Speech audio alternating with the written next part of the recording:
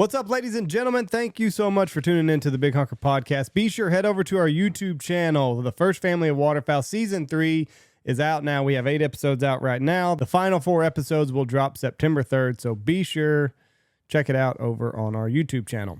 This podcast is brought to you by none other than Ducks Unlimited. The Ducks Unlimited National Auction is now live, making it easier than ever before to embark on your next adventure. Whether it's a dream hunt, an epic fishing trip, or a relaxing vacation, this online auction has you covered. With a wide range of unique trips and experiences, both nationally and internationally, all at your fingertips, simply visit ducks.org/NTA and bid on your next great adventure today. Bidding is now open at ducks.org/NTA. Bidding closes August 25th at 8 p.m. Central.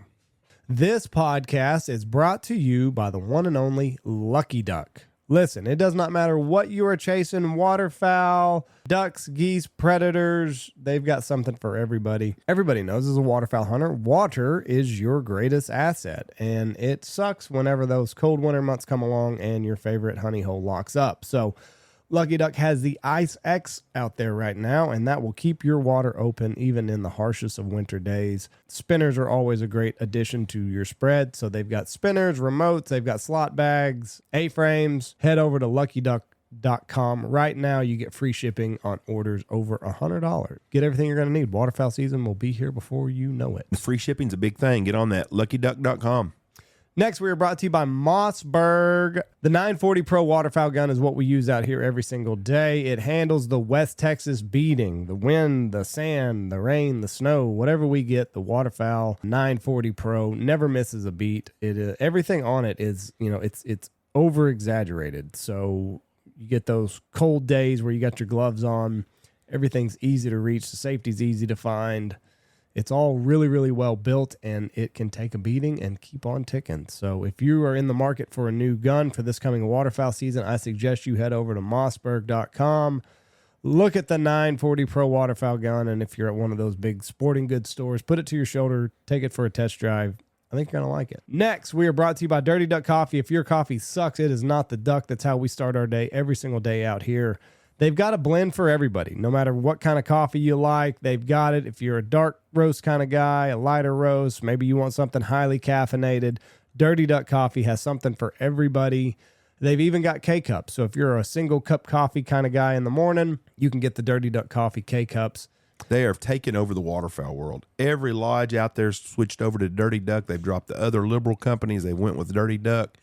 Get the best swag. They got stickers. They got everything. Check them out at dirtyduckcoffee.com. Next, we are brought to you by Dive Bomb Industries. They have revolutionized the silhouette game, and now they are off into the floaters and full body. If you hunt those sloughs or anything like that, Dive Bomb's got something for you. And listen, if you're a field hunter, silhouettes have worked for hundreds of years. Dive Bomb has made it even easier to use with their incredible bag system and their stakes that are out of this world. They've got a full line. Geese, ducks, cranes, pigeons, whatever you need, Dive Bomb has got. Hurry up and order. DiveBombIndustries.com. Next, we're brought to you by Pacific Calls, PacificCustomCalls.com. No matter what you're chasing, they've got something for you. Whether you're going after geese, ducks, turkeys, cranes, they've got something set up. They have revamped their 509 goose call, so they've tinkered with it a little bit, made it a little bit more user-friendly. Get down and dirty on some of those fun notes. You're going to have a hard time beating the BA Lester call. It's my favorite goose call that they've got out. And if you have specs in your area, you're going to need a specklebelly call. The 530 is an incredible specklebelly call, and the BBS is an easy-to-blow call. So depending on how you like to get down, they've got something for everybody. And they still have my absolute favorite duck call, the PCD. That thing is a screamer. It's easy to use. It hits every note. They're great guys. If you see them out at a show, tell them that we sent you by, and they will take great care of you. We also have a promo code with them, BHP25. If you order online, it will save you 25% off on your order. So check them out, PacificCustomCalls.com. Next, we are brought to you by Boss Shot Shells. They're the best thing that you can add this off season. A high-quality American-made shell, superior grade, American-made copper-plated shot shells.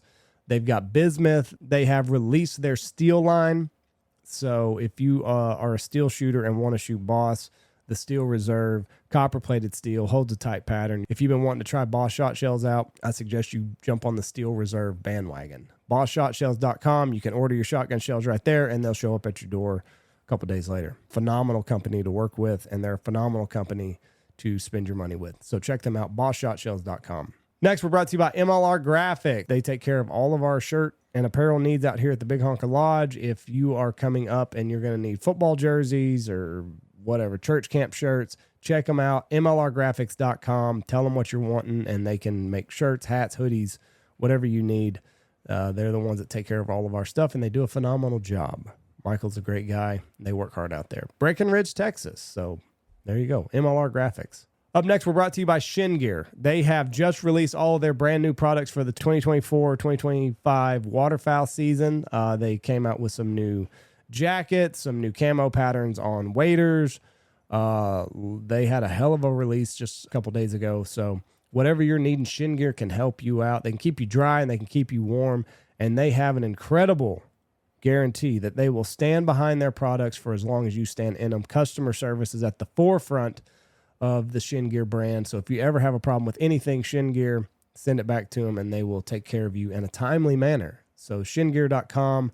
They're going to be at all the hunting shows. And if you're in the Memphis area in October, you want to come to the second Shin Gear Film Fest, we hope to see everybody out there. Have a great turnout. So that is shingear.com. Up next, we're brought to you by the boys at the Looking Glass podcast. Logan and Rebel put on a hell of a show. You should check them out on Patreon. You pay a small monthly membership fee, and then you have their entire library. If you're a bourbon connoisseur, they've got you taken care of. They do a bourbon review. They're great guys, funny guys, and they have an interesting take on a lot of things. So check them out. Go to their Patreon, the Looking Glass podcast. Up next, we're brought to you by Mitch Hall Chevrolet. Jeff right here just got taken care of by Mitch Hall not too long ago. Yep, I've bought my last 6 or 7 vehicles from them. I've probably bought 20 vehicles over my lifetime from Mitch Hall. Great customer service in Haskell. Just reach out to Lance Hall and he'll take care of you. That's Mitch Hall Chevrolet in Haskell, Texas. That's MitchHallHaskell.com. They can take care of you on any of your needs, new or used, for a Chevy pickup. Next, we're brought to you by Double T British Kennels. Corey has got an amazing bloodline of British dogs. We've had the pleasure of hunting over them the last several seasons out here, and every single one of them has a ton of drive, and they're sweethearts in the house. So they have that nice off switch. Whenever they're not hunting, they're just a sweetheart to love on. BritLabs.com, if you're wanting a new puppy or a started dog or a finished dog, get a hold of Corey with BritLabs.com. Tell him what you're looking for, and he can point you in the right direction. Like I said, I cannot talk highly enough of these dogs that he's putting out right now. So BritLabs.com. Next, we're brought to you by Mallard Bay. If you are wanting to plan a hunting trip or any outdoor excursion and you want to take the hassle and headache, guesswork out of the planning portion of your trip, you need to head over to Mallard Bay. It's super simple to book a hunt. Type in what you're looking for, where you're wanting to go, how long you're wanting to do it, and Mallard Bay pulls up a list of outfitters that are vetted, and they really, really take care of you. And if you're an outfitter and you're wanting to help fill in those books, I suggest that you look at Mallard Bay. They're going to help you sell your hunts and get your brand out there in front of thousands of people. So mallardbay.com. If you're looking to plan a trip or if you're looking to sell a trip, check them out, mallardbay.com.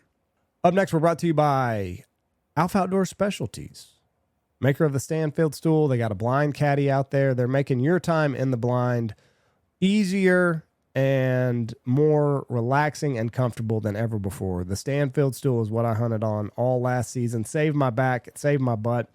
I'm not having to sit on an uncomfortable cold bucket for 5 or 6 hours a day. I've got a nice Stanfield stool. So if you're wanting that, check them out, Alpha Outdoor Specialties. Or if you're wanting the blind caddy, you got a place for your shotgun shells, coffee, whatever you got, lanyard. It's all right there. Keeps it right in front of you in the A-frame. So check them out, Alpha Outdoor Specialties. Up next, we're brought to you by Hemp Hill Farm. CBD. Listen, getting old, you start getting these aches and pains. CBD can help curb some of that. They have phenomenal gummies. They've got roll-ons. They've got salves. Not too long ago, I had a little elbow thing going on. Put that salve in my hand and rub it on the elbow, and then all of a sudden, pain subsided. So it's all naturally derived CBD and hemp products. And they also have a promo code BHP. You can save some money off at checkout. Help you sleep a lot. I promise you, it makes me sleep so well. That's my favorite place to go at nighttime. I go take me a half a gummy, go to sleep good for 6 to 8 hours. No hangover in the morning. Highly recommend it. It's functional. It works. That's hemphillfarm.com. Last but certainly not least, we are brought to you by Stanfield Hunting Outfitters. You can come spend time with us at the Big Honker Lodge. We got a couple dates left. If you're wanting on the books, you need to call us today, 940-658-3172. Couple of deer hunts available. If you want to shoot some deer, holler at me. I got at least 3 deer hunts left. Should be a great deer season. We've had a very wet spring. Should be a good year for horns. Spring and summer have been very wet. Thank y'all. God bless you and have a great day. Love you. Bye. Watch for deer.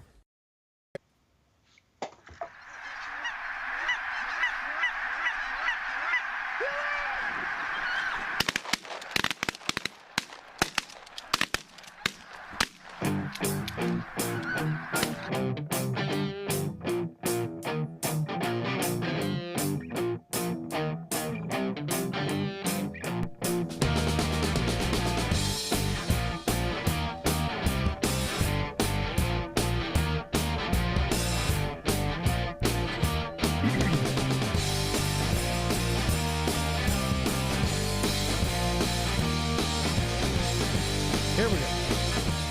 3, 2, 1. Boom, and welcome to the Big Honker Podcast, brought to you by Dirty Duck Coffee. If your coffee sucks. It's not the duck. It is not the duck. You still drinking the cold brew all the time in the summertime? Nah, I've gotten off of that for whatever reason. I don't know. I drank a little bit of that in St. Louis. It's pretty good. I'm just not a coffee in the middle of the day type of What guy. I've noticed is later, as summer was kind of winding down with my boys, I was not working during the day. I would save that for at night. Okay. So, like when I was editing podcasts in the middle of the day, for the next morning, I would have that shot of coffee, but I didn't want to take time away from the boys. So at nighttime now you're drinking Negronis again. No. Me and Mom were somewhere and they were advertising Negronis somewhere was their special drink of the day. Oh, I it's thought, a good, yeah. There's no way in hell. With us today from the great state of Louisiana, the murder capital of the United States of America, right behind Somalia for countries probably, Mr. Ken Eason with Eason Cajun Calls. Ken, how are you doing, sir? I am wonderful, and thanks for having me. Before we got on here, I'll tell you, go ahead. That intro, Sean Stahl was right. I was watching y'all's intro. Sean Stahl was right. That intro of those cacklers, Yeah. and holler and get them, man. I'm telling you, it brings me right back to my Haskell Weinert days, man. It was such a flashback. I enjoyed it. I have Weinert flashbacks. I shot my first goose at Lake Winchester, right outside of Weinert, when I was 9 or 10 years old, probably. I grew up hunting out here. I was very blessed. My dad was a fireman in Wichita Falls, and I got to hunt out here as a kid on these playas growing up. And can't think, but we didn't have the geese then. We had ducks. The ducks would. Matter of fact, in Weinert, we have a playa lake right north of Weinert, and I remember as a kid, we'd been hunting on Miller Creek, and we drove over here to look at some water, some ducks or something. Me and Dad and Tony did. My dad had an old shitty white pickup that had those wings that you could open up on the side to bring wind through there when you drive 55 miles an hour. But it was wintertime when we was coming through there. And on 277, the ducks were coming off that playa lake that we've had for the last 25 years. And it was just thousands and thousands of ducks going back to Miller Creek to the big waters. But this was a duck area back then instead of geese. So, but yeah, I remember, man, it was probably late 80s, maybe early 90s, and we were laying out in a peanut field out there with one of your competitors, and we could hear a pond behind us that was a roost, and if there wasn't 50,000 pintails on that thing, there wasn't a one, and you could hear them before the sun come up. And when those things came across and came over us, laying in those little holes we dug in the sand, it was as far as I could see left and right, pintails just flying over our heads. Of course, they weren't going to come in to our spread, but I was like, holy cow. But back then, I think pintails were 10 points of a 100-point system. that would have been in the 80s then. 80s. That same that lake you're talking about, this picture behind me, nobody can see it unless they're on my camera right there. That picture right there, that's where those ducks came from. And I think that's 54 mallard drakes my dad and another guy shot. Another fireman from Wichita Falls. Wow. They had 54 Mallard Drakes just on that shoot. And they got some What pintails is in it there. about us firemen and waterfowling? I think it's a conducive schedule to it. You know, 2 Yes. days on, 3 days off, or whatever the rotation is, or it could. That Ron told stories that you could back in his day. You could trade shifts, pick up an extra shift, can. and then You can buy a shift and all this other stuff. So there were times he would pick up an extra shift That- or two, and he'd be off a week. Oh, Dad 10 loved that. days. Dad used to tell me all the time, them poor fuckers right there, they got to go to Disney World. They're going to need me to work a couple of days. He goes, they're going to Disney World? He said, I'm going duck hunting. Right. But my dad wouldn't work much from Thanksgiving till duck season ended. I didn't. There's a lot of years that Dad, unless it was Christmas Eve or Christmas Day, he didn't work at the fire station because he traded all his days. Are those days that you can't trade as a fireman? Christmas Eve and New Year's Day. Well, nobody would want to trade them. Right, but I didn't know Yeah, if no, like it was like if they were just like if you're on the schedule this year, you're just fucked. Like you just don't even try to get out of it. Well, we had a bunch of hunters that were all fighting for the same days. Deer hunters and duck hunters would share days off because some days, deer season be open and duck wasn't, and we'd work for them. But on the Christmas, if you had a young child, you worked that shift for somebody that, if I didn't have a young child, I went in and worked for whoever I could so they could be off. But yeah, our shifts was 24 on, 48 off. So I was always like working a Friday and getting Saturday, Sunday off. And then I was certified in my group that I came with senior first. So I got first choice of vacations every year. That's nice. So yeah, I pissed a few of my people behind me. Pretty much I pissed them off. I think Dad them used to get a Kelly Day is what they called it, and that was if you didn't miss work all year long, they'd give you a Kelly Day. And I think he was 20 something 5 years and never missed a day of work ever. Now he wasn't there every shift because he traded them all the time. But firemen, when my dad passed away, the Wichita Falls Fire Department were really, really good about taking care of their own. And I'm sure Bossier and Shreveport and the Houston, all firemen is just it's a fraternity. And it is. I don't know if it scares me. It's just, I think being a fireman today, that for you especially, the young firemen are not the same firemen that you older guys were. Everything's politically correct and woke and all this shit. And it used to not be that way. No, we I came on in 1979, and I was under the old 20-year retirement system, but they did what's called a drop, so I stayed 3 extra years, did 23. But my group, we still have every other month we have a retirement luncheon, and we all get together and talk about our kids and our grandkids and back in the old days how we did things better. And those are the guys that when hail hit my roof, they were there the next day punching off my shingles. It'd be 20 firemen punching off my shingles. And then there was the 5 or 6 that actually knew how to roof, and they would pop lines. And then people were up there putting your roof back on. And all they charge you is, hey, make sure you had plenty of beer, plenty of pizza, plenty of gumbo, whatever you were going to, usually the wives would cook. And that's how it was back then. It was literally a secondary family. Yes. And so, but nowadays, my brother-in-law, he just retired, and he was telling me it's nothing like that anymore. It's everybody does their own thing, keeps to themselves, and moves on. The majority now, there's still some older firemen, and a bunch of them that I still hunt with.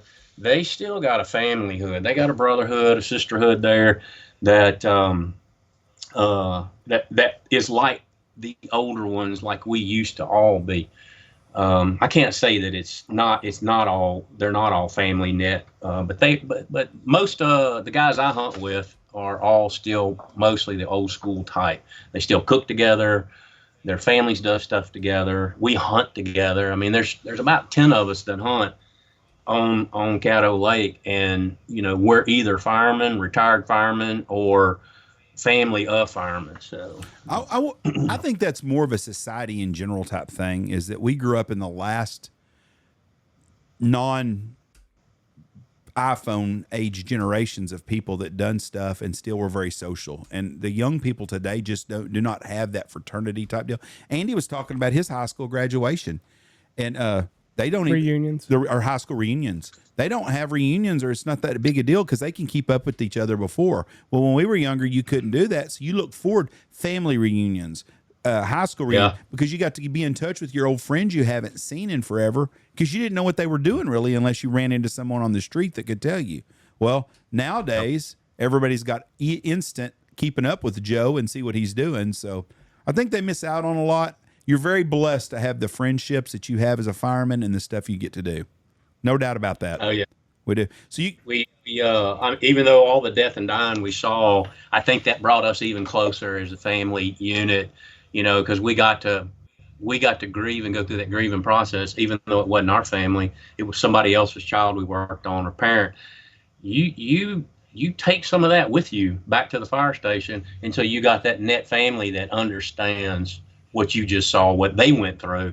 And a lot of times it's just going back to the firehouse, not saying a thing, and understanding. Don't say a thing.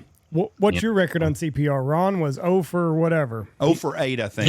He had a perfect record, he said. I couldn't tell you. I've worked so many cardiac arrests. So when I became a paramedic in 1986, I was the very first paramedic to pass the entire course, and they stuck me on the rescue truck instead of ambulances out there. So at 25, 26 years old, I was in heaven. I wanted to make all them runs.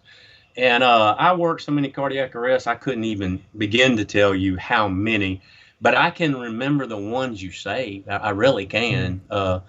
Unfortunately, it's usually you don't get them back. But I mean, I've got so many stories. I know Seth Roussel was the one who connected me with y'all, and he was sitting in there in my shop one day, and I was just telling him about a cardiac arrest shooting I made, and or trauma shooting in a code, and his mouth was wide open. He couldn't believe, and I was like, man, every bit of it, I'm telling you the truth. And then how I told him how the person actually really died, which I made that run when this lady died. And she survived a multiple shooting, but she choked on a peanut butter and jelly sandwich. Wow. Bitch. Yeah. And the whole time you're working on people, you're looking at them going, this person looks familiar, but you could actually be working on your family going, and a person that's dead, they look different. Right. They just look different. But you got a job in mind, and this whole time I'm, intubating the lady, putting the breathing tube down her and starting an IV up in her neck, and the other paramedic shocking and doing all this. And I'm sitting there going, man, this lady looks familiar. And when we cut her blouse and her bra off to put the shocking pads on, I saw all those scars from the bullet wounds, and I knew immediately who that lady was. And when I was intubating her, I was like, what is this in her vocal cords? And I pulled out with they're called McGill forceps. I was pulling out peanut butter, bread, and the whole works. And she choked on a sandwich. That just goes to tell you that if it's not your time to die, there's nothing that'll kill you. But if it's your time to go, there ain't no getting around it. Your number and your day has already been figured out for you. And hers was. Unfortunately, she was choking on a peanut butter sandwich. All the shootings and things that you have to deal with in the area you live in, what's the biggest mass shooting you've had to go to? Well, that one that we were just talking about. So it was New Year's Eve night, and we were at the fire station, do what all firemen family units were doing. We were popping fireworks, and it was getting close to midnight, and we were popping some big fireworks, and the alarm went off. And normally when an alarm goes off, it's an engine company who's closest to the emergency and an ambulance and with a paramedic. Well, that dispatch started saying engine 5, engine 3, trauma 1, which is the ambulance, trauma 2, district 1, district 2. And I was like, holy shit, what happened? I was thinking end of the world. And they told us it was a mass shooting at a local nightclub.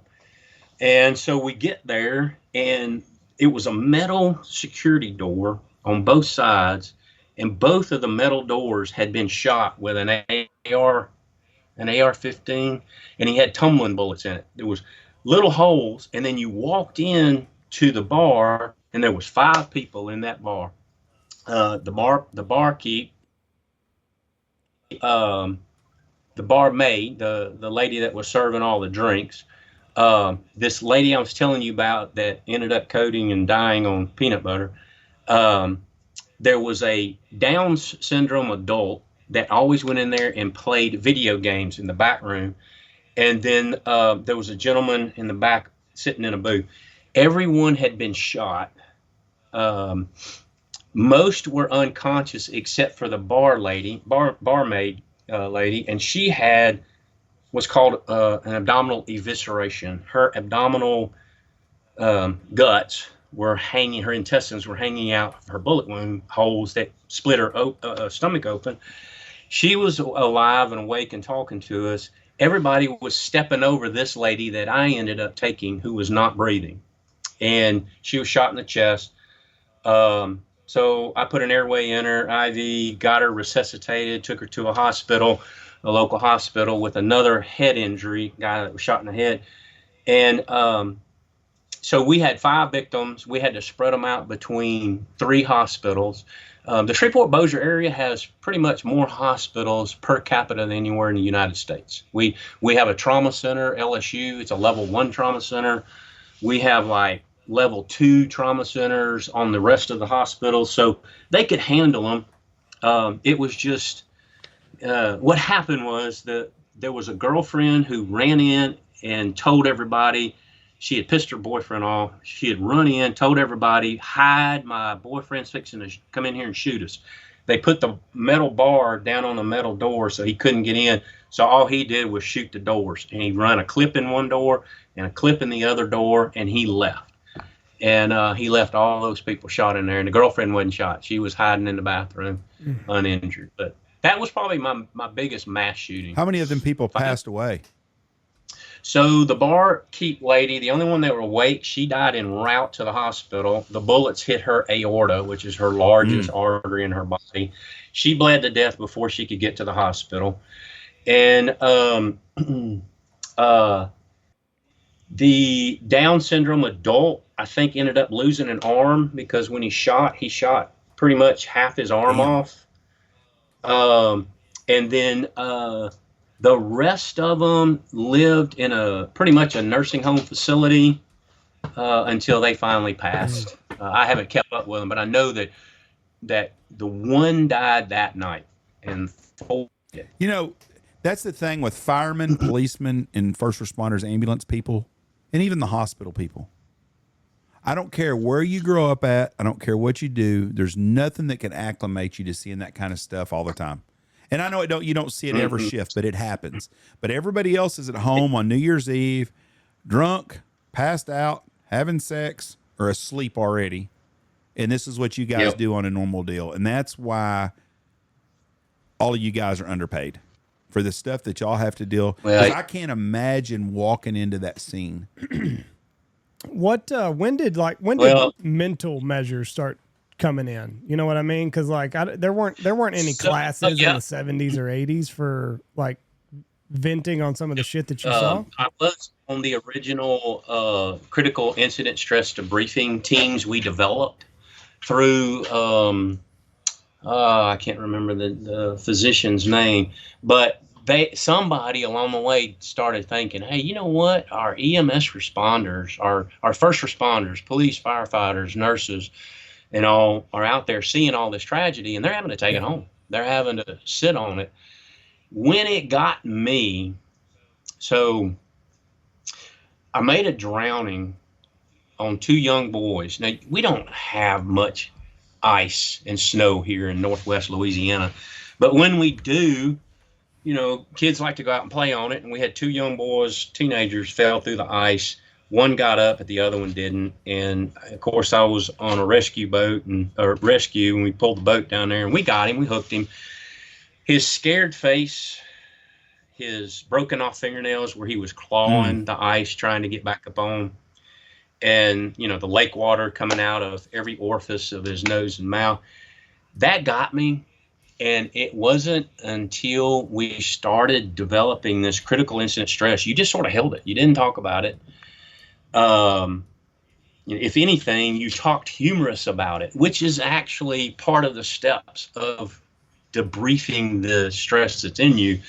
You know, and some of the firemen, we'd be back. We're not cold people, but sometimes you would make a little small gesture about it or something about it. And it was part of the process of getting it off. But I think it was when my daughter came along, when she was born, every pediatric incident I went on had her face in it. And I'd go home and hug on her. Every child I saw became her, and it started bothering me. And then so once we got this critical incident stress debriefing, it helped to talk about it and get rid of it. But I'm going to tell you, being a fireman and seeing that, or being a police officer seeing that, that's a young man's game. Last year, my wife and I were pulling our camper up to Idaho to go to Yellowstone, west side of Yellowstone, and we witnessed a head-on car. It was a pickup truck that had just passed me and hit a dead stop rock 18-wheeler truck. And it happened 100 feet in front of us. And so I'm dodging everything, and I'm dialing 911, and it's just me and him and the truck driver. And I'm getting out of my truck, and I had to be honest, I'm 64 now, 63 last year. I didn't want to see it no more. I had come to a point in my life, yes, if I have to do something, I will do it. I will take care of it. But every step I'm going, man, I used to run towards this stuff, and now my mind was going backwards while my body was going forwards. And just thank God he didn't need immediate first aid. I mean, I think they ended up airlifting him out, but I did not have to see that traumatic injuries like I used to as a young man, and it really didn't affect me that much. That guy was such a blessing, though, that it was you there, because that would make me feel so good to say, listen, settle down, sir. I'm a retired paramedic. I automatically would thank God I got someone here who knows what's going on. And if I got out there and I can go, I'm a hunting guide in West Texas. I've seen blood before, but not like this. No. And I think we can work something out here. I'll give you all the free duck calls you want. And I think, we had that Uvalde shooting, what was that, 2 years ago? And the people that had to respond to that, I mean, Matthew McConaughey, he said there was a young girl there, and they said the only way they could recognize her is she wore green Converses every day to school. And that was the only way that they could identify that body of that young girl. Was her green Converses. It's not fair talking to you two guys right here, though, because you have little boys. He's got grandkids. He's had a daughter. And it's the same with me. I don't have anybody young at home, but I love my grandkids, and my kids the same. I used to go through this shit with my dad all the time. Well, what are y'all doing tonight? Well, we're going out. Well, where are you going? Well, and it used to be all the time the same thing. And I finally, when I got older, I realized, because he used to tell me all the time, you don't understand. Every time that thing goes off and there's a 1050, a car accident, I've tried to place where you're at, where your brother are at right now, because I don't want to go up that car wreck and you be in that car wreck. And so it was fun. Same thing. My daughter off in college, and I'm stupid enough to buy her car she wanted, a convertible Mustang. And you don't think that every time I'm out and I see a car wreck and a pretty little young blonde sitting in that car, I'm not thinking. And I go home and I go, hey, babe, what are you doing? Well, Daddy, I'm trying to sleep. Right. I got a big test tomorrow. I'm sorry. Just need to hear your voice. We watched Armageddon, a movie, when the boys were little one time. And when Bruce Willis stayed on the rock and let his daughter live, it choked me up. I got upset. I'm crying. Tears are coming down. And Andy and Zach are making fun of me. Oh, look at Jeff over there. Big old puss. You can't believe he's crying, Well, you don't understand until you have kids. Now Andy's got kids. You would make you emotional now too. I have since watched that movie, and it made me emotional. Yes, it does. My dad told me with my young boy looking at me like, what is going on? Yeah, they don't get it. It's fictional, Dad. Dad said the worst call he ever got as a fireman was they had a call for a house fire, and there was a baby that died in the crib. And he said, he said, to be honest with you, he said, it looked like a turkey that had been roasting. Oof. And he goes, that was the only thing that I tried to remember. Yeah, he said it bothered him. He said, and to the day he died, if you asked him what call bothered you, and he did all kinds of stuff. He was on a call where they had a guy's legs was crushed in a culvert, and they had to cut his tendon to get him out so they could save him, and left his leg there. Dad had to go get a leg off of the top of a building from a motorcycle crash. And he said that was that call with that baby is the thing that bothered him the most. And then what's sad about the whole thing is later in life, one of my friends, that was his child. Ooh.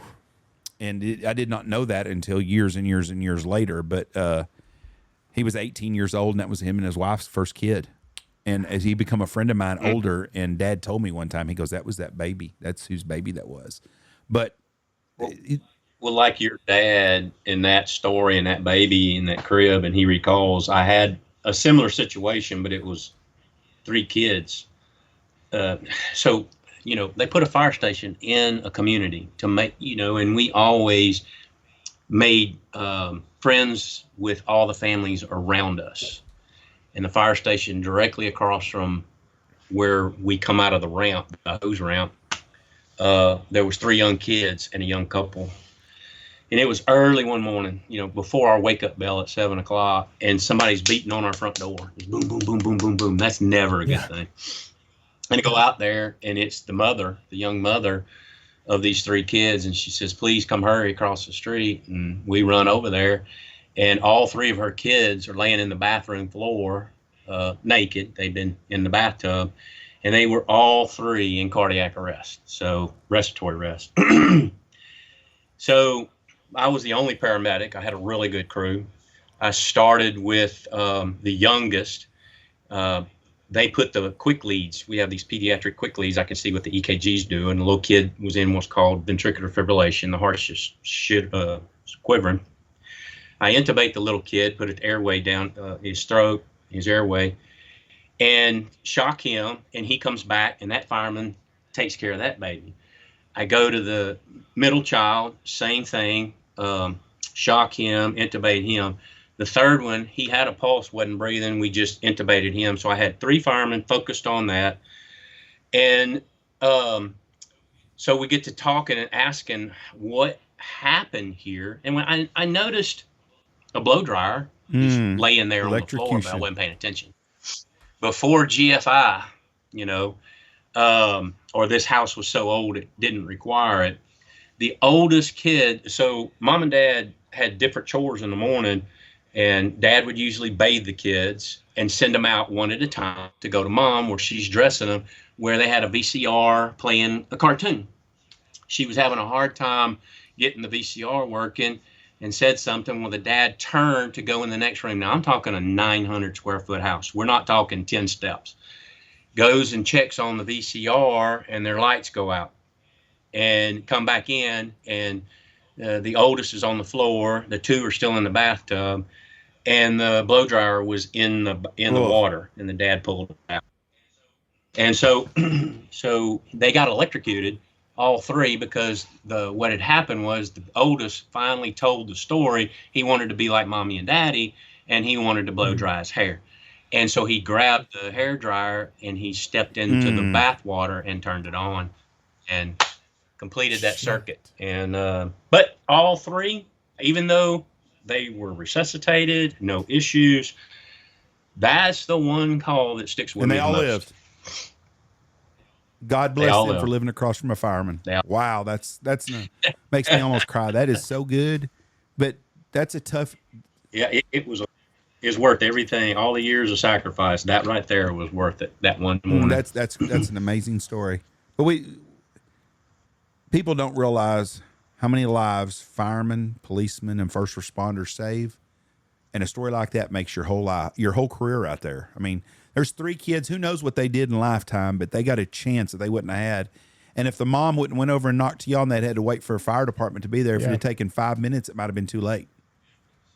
It was minutes, and they didn't have any, brain issues. I think the oldest child had a little stuttering that he completely worked out of. That was the last I had heard. And then through promotions, I moved out of that fire station and moved on. It's a crazy, it's a crazy life right there. And then there's things that make you laugh. Dad used to get cracked up about it, and it's a terrible story. But they got a call one time at a house, and someone had burned up in the house, and Dad said there was a body there. And he went to roll the body over, and he said the lips were stuck to the floor, and it ripped them right off, and they stayed on the floor. And he goes, "Wow, firemen have a 6th sense of humor." He did. He said, we kind of laughed about that one. He says, You get used to it. But like he said, laughing was the coping part.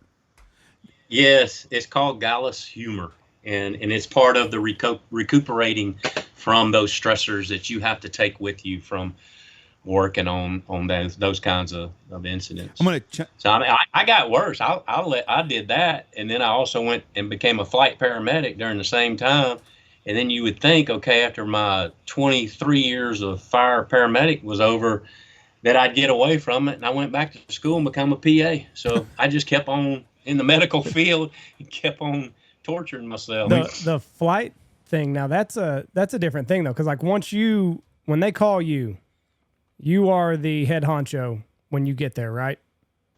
So there's me, the flight paramedic, there's a flight nurse, and then there's a pilot. You segregate the pilot completely out of it. You don't tell the pilot, hey, this is a kid, you've been run over by a car. You want him to fly as safely as possible, not thinking about, oh crap, I need to take chances. No, you just keep going. We'll take care of this back here. So usually if it was a hospital to hospital transfer of a pretty sick patient that had lots of IV drips, and the hospital, the flight nurse completely in charge.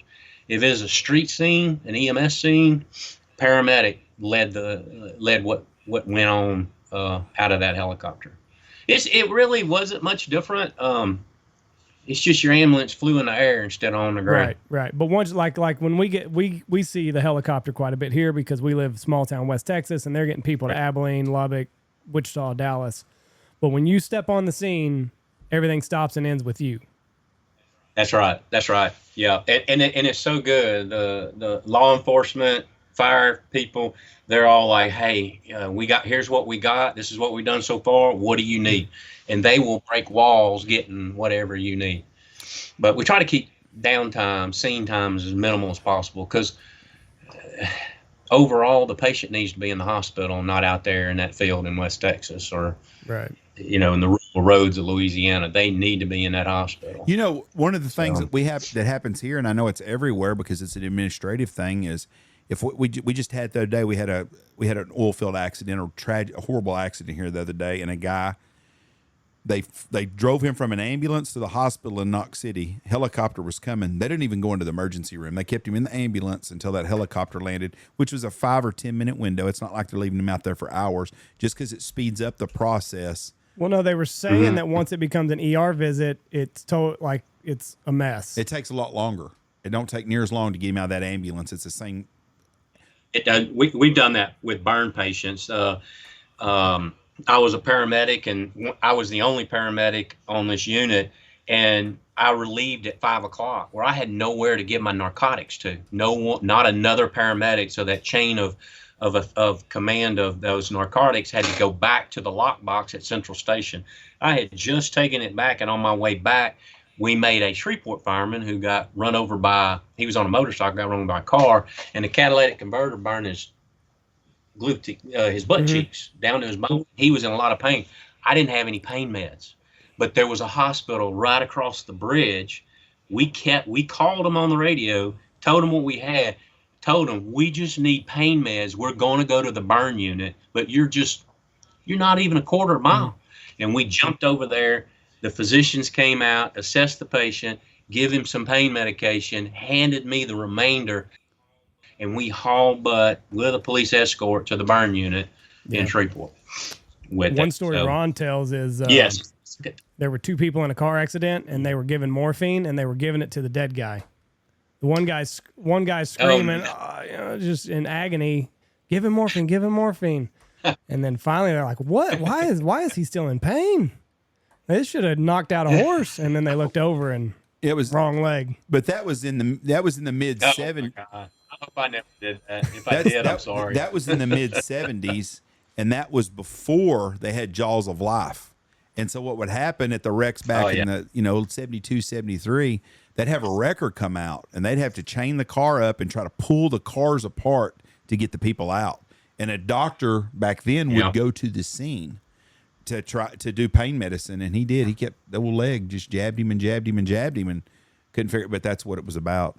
I can't imagine being in a car wreck, trapped in there, And I've been to a lot of bad car wrecks in my lifetime. I've seen a lot of bad. I was a volunteer fireman here for a while, and then as judge. And then anytime we have a call and something goes, I'll still go and I'll block traffic or help on the road. I don't need to be around the accident or anything, but we don't ever have enough hands because too many rubberneckers out there. So.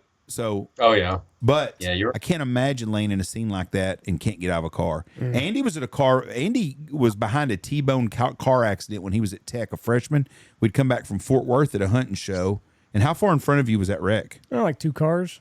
And it was a flat T-bone at 70 miles an hour. And when Andy called us and I could hear someone screaming and I knew what it was.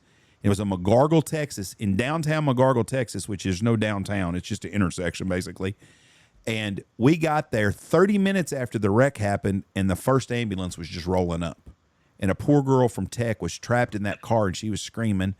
And they were trying to get her out, and she was fighting the deal. She had a broke pelvis.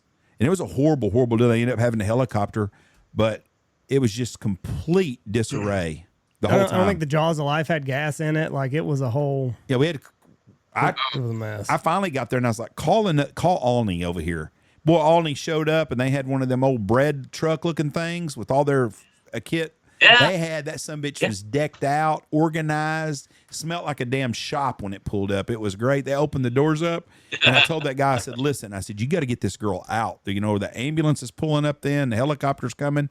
He goes, well, I don't want to step on nobody's toes. I go, step on somebody's fucking toes. So I went over and asked the guy from another little town. I said, if you'll ask them, they'll get her out. Nobody was taking charge. And that guy did. He said, if you can help us out, okay. He whistled and 3 or 4 times, and these guys pulled up. They had her out in 2 minutes. And I'm thinking, nobody should have to ask permission. Let's just get this poor girl out so she has a chance. But it was a very chaotic scene, and it's a typical accident out in the country where these volunteer firemen out here, they work their butts off and stuff, but they just do not have the training or the equipment the bigger cities have. And it's a shame too, because that's where you really need the expertise, is because they're so far away from that hospital. Yeah. They need the most training. And our guys work their ass off, but they're not they're not professional firefighters. My middle son's a paramedic out here. He lives in Throckmorton. Our ambulance crew's got every one of them's got a paramedic on there. But if something happens to you in a big city, that there's a paramedic on almost every fire truck, I would guess, or pretty close to it. Or at least every station's probably got one, don't they?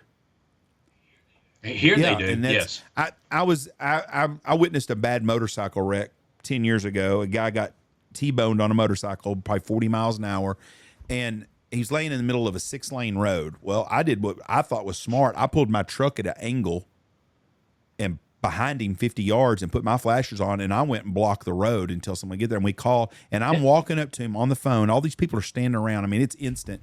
And I'm on the phone, and then they send a fire truck. Well, in Wichita Falls, where it happened, you can get first responders about 3 minutes or 4 minutes. They can have a fire truck anywhere in Wichita Falls.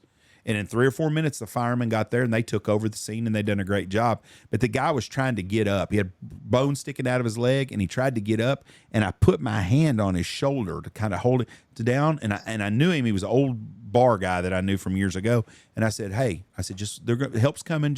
And he's hurt. I know but I touched him on his shoulder, and my arm went all the way into his freaking chest because everything was gone. His whole shoulder was completely just like gravel. And I screamed when I touched him right there to sit back down, but it was 3 minutes is all it took. Well, if that same accident happens out here, it might be 20 minutes before you get anybody here to help you. And there ain't nothing more helpless than being at a scene of a wreck and waiting for 30 minutes for someone to come help. Man, I live in the city, so, I mean, when I first went to work in 1979, we covered the entire parish of Bossier. And they had volunteers out there, and we had a lot of joint training with them because we depended on them so much, especially on motor vehicle accidents. You know, they could make the difference in a person walking away or being paralyzed. Yeah. And those were some great times. Now all the parishes have their own fire districts, and they're getting lots of good training. They're getting lots of good money out there. So EMS has improved rurally here. And that's the problem with our volunteers. There's no money. I mean, you want these guys to be as trained as possible, but there's just, at the end of the day, you can only do so many bake sales to fund some of this training, you know? Yeah, that's where I'd like to see our government. I'm not getting into politics. I'd like to see our government fund more of the rural communities Training on and stuff stuff. like that. Yeah, just I'm not talking about pays the guys big salaries, but pay for them to go to Texas A&M and go to the best training you can get, or do the best paramedic training you can do, and pay for it for them so the cities don't have to, or these little fire departments. We're going to get into duck hunting stuff in a minute. I want to ask you a question. When you were at Yellowstone at that accident, how long did it take for you to get some help there besides you? It was probably 10 minutes before a sheriff came. There was some people that finally showed up behind me that were military EMTs, and they had kits and stuff. And so I turned it over to them and went back. My wife, she'd never seen anything like that. You know, she heard me talking about it all those years. We've been married 43 years. And I bet you she didn't say a word the rest of the day. Not a word. She just sat there zombie. And, you know, when we finally got to the campground, she was like, I just don't know how you did that. You know, because we got to witness it. We got to witness the truck hit, come up. The engine was right next to him, you know, and he was just conscious and alert. He was he said he was 62, but he looked about 68, 69, 70. And I was like, dang, I feel pretty good for a 63-year-old. So if you had to put together like a bag to carry, or like a first aid kit keep it in your truck, put it in your wife's vehicle, your daughter's vehicle, what all would you put in it? So I would first of all think about protecting me, my wife, my daughter. I would make sure they had several good pairs of gloves, those latex rubber gloves. Maybe even a little, the COVID mask everybody likes to wear, but actually to protect them from having blood splatters and for them to contract anything. And then, blood soaking bandages, they're dressings like 4x4s. I just have a bunch of 4x4s. I would have what's called Curlex. It's a roll of gauze that you can wrap around somebody, an injury to help stop bleeding. For airway, they make pocket ambu bags, or they're little airway devices that you can pop them. They fold down, they pop open.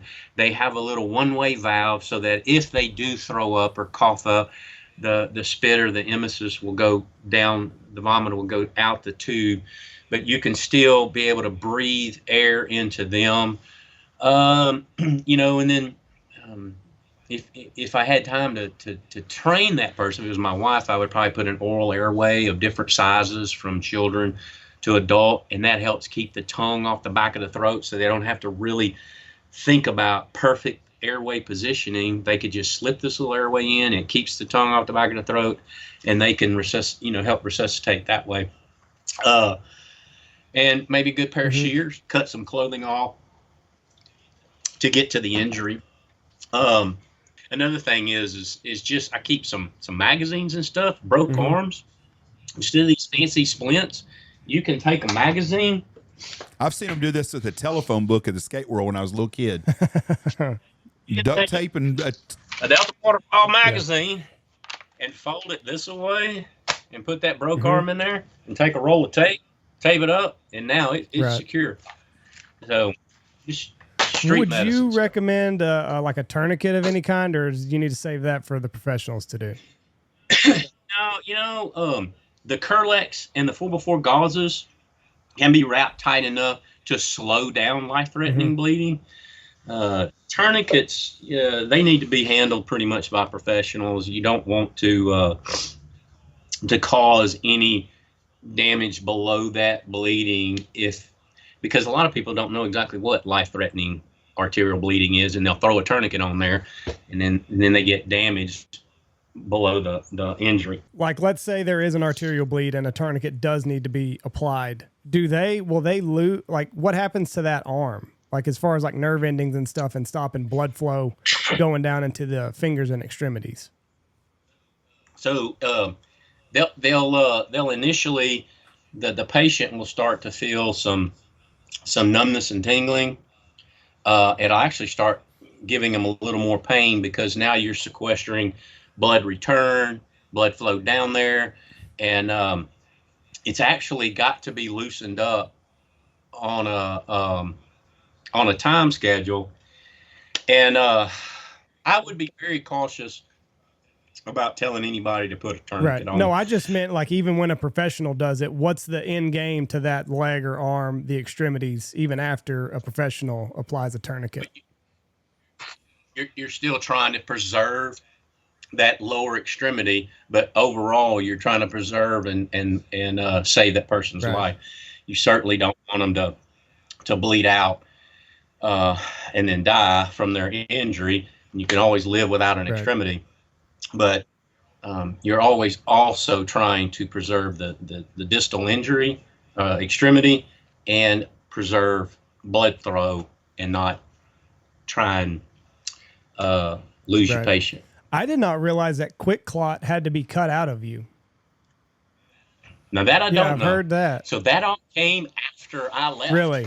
Because I was listening to a podcast with a Navy SEAL, and a couple guys got shot up. And anyway, one of the guys was screaming for quick clot. And he's like, we had done training with quick clot, and they told us like the only way to get quick clot out is to cut it out. So if I put it in your bicep's going. And he's like, I had the bleed under control. He was just in a lot of pain. And he's like, give me quick clot. And he's like, I acted like I opened the package and kind of fake dumped it in there. But he's like, I've got this under control. You don't need quick clot. But he just kept screaming for it. So he's like, to hell with it. Here, you got quick clot. Now shut up. That's a product I know nothing about.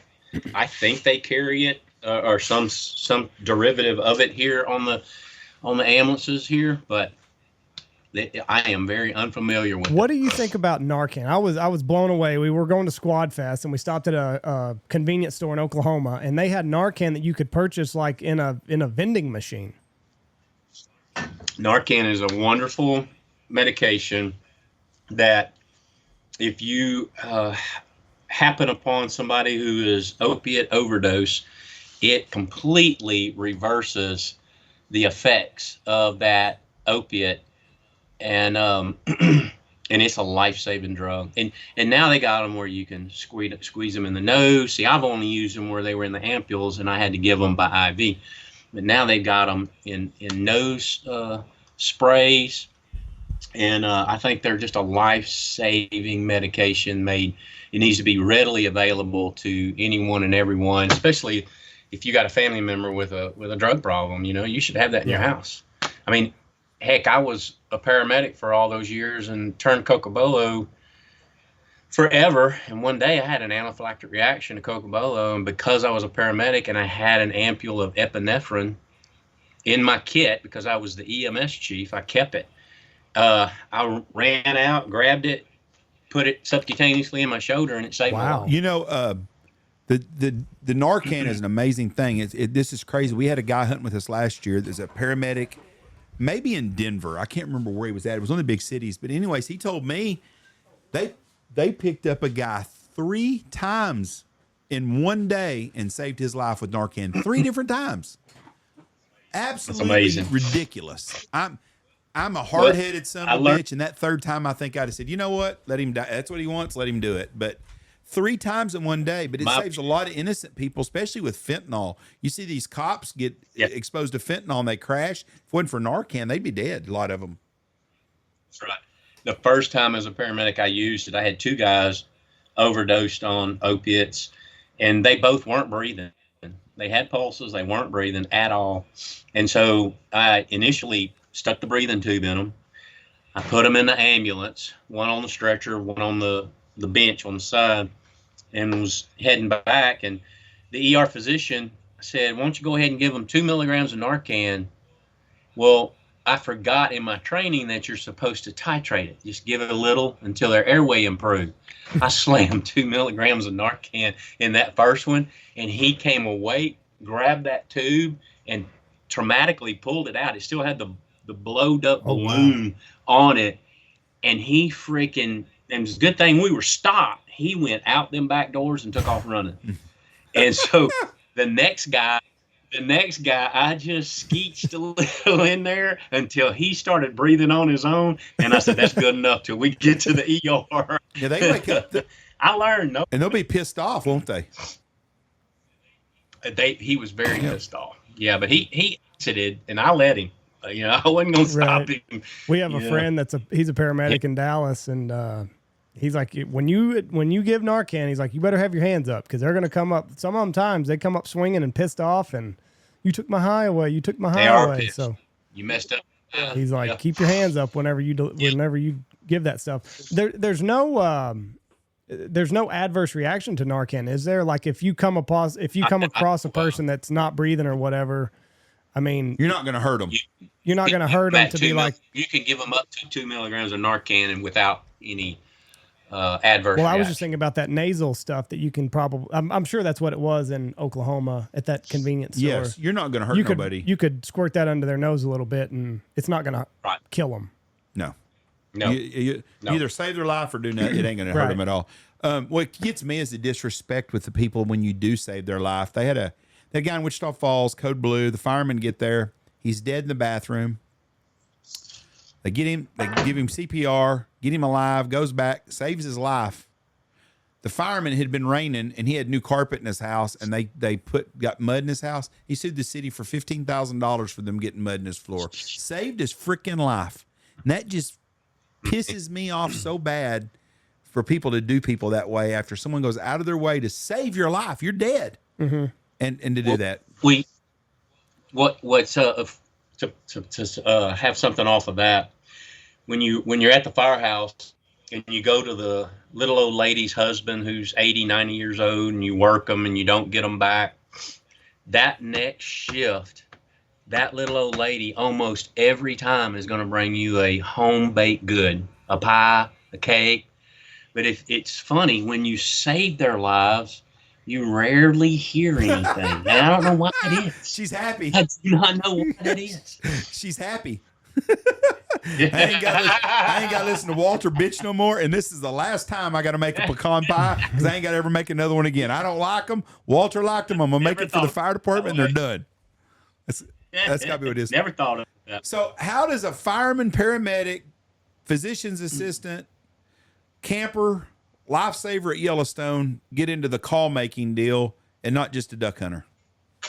So I guess it all started back when I liked tinkering with commercial store-bought calls. And so I was a young fireman at a local fire station, and I had a police officer that ran that district who we became great friends. He's my mentor in blowing duck calls, a guy named Chuck Duncan. He ended up being the police chief. And Chuck would stop by our station, to use the bathroom, and sometimes he'd eat with us. And, I'd be always tinkering with decoys closer to duck season, and he would, stop there and we'd bullshit about it. And well, he always blew cut down D2s.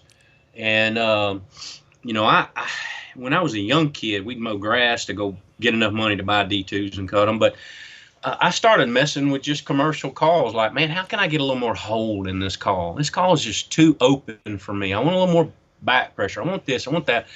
And so through all those years of tinkering with them, love of woodworking, on my 50th birthday, I told my wife and my daughter, I said, hey, y'all don't buy me nothing. And I went down to my local Harbor Freight store, and I bought a lathe. Matter of fact, I still have it. It's a buffing station now. And I self-taught myself how to turn. Just bought some old maple dowels and played with them and turn here and there. Well, then I started saying, well, I think I can turn a duck call. So I made some old jigs out of diamond wood or cocoa or whatever wood I had, hedge, and finally came about a sound that was not half bad, and started developing a little bit better off of that jig. Of course, every time I used it, those jigs were wooden, so every time I filed on it, they changed. Well, miraculously, they changed to a duck call where I'm pretty much at now, and love it, and had my own had one of my first metal jigs made off of it and started making duck calls from then. And it wasn't until, that's 2009, 2010, and it wasn't until 2012 that I heard about this NWTF contest, and I turned in one call. They have a wooden category, an acrylic, and an open. Well, I could only turn wooden, and I put that wooden call in there. And back then, pre-COVID, man, there was tens of thousands of people that would come and they'd run all them calls. And my call ended up placing second, and they put them on a little podium with all your contact information. And my phone blew up from that moment in 2012. And I've been making duck calls ever since. And of course, I've tweaked them. My original, my OG call, I don't really make anymore because everybody wants my little shorter version of my OG call that my wife ended up naming Lanyap, which means something a little extra. I know that. It does. You know, I developed that call, and it was shorter, so it made it a little more responsive. It was quicker. It was whinier. It was raspier. And it was louder. And I was telling my wife, we were driving to Dallas to go eat at our little restaurants we like to go eat at over there. And I said, I got to name it something. And she said, well, you just did. And I said, what? She said, you just said it's Lanyap. And I was like, God almighty, you're brilliant. It is exactly the name of that call. Just something a little extra. So that's where the Lanyap started. And then I got some good people to run it and promote it, and the rest is history. I actually quit taking custom calls 2 years ago when I retired from all of my jobs, and now I'm a full-time grandpa, and my wife and I travel. We just got back from Europe, and we drive to Tyler, Texas, where my grandkids live, and my daughter 2 to 3 times a week. So I don't have time to sit here and take custom orders and make duck calls. So I do run two runs of CNC calls a year, small orders. But I'm probably one of the only ones out there that I still hand jig cut every one of my CNC calls. So I get them, and they've been drilled, and they've been backboard, but I still keep them. I put it on my own custom jig. and I hand cut them each and every one myself.